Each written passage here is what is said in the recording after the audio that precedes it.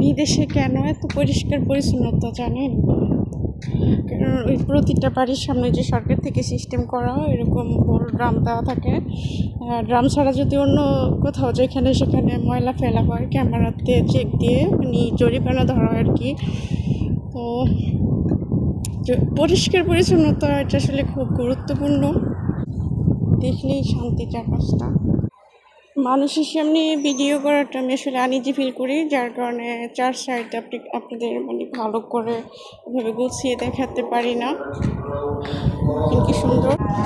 তো আলহামদুলিল্লাহ মাগরিবের আজান হচ্ছে, আমি বাসায় যাচ্ছি। আমি কাপুর বাসায় গিয়েছিলাম। এই যে দেখেন ময়লার ডিব্বা বাসায়, প্রতিটা বাসার সামনে।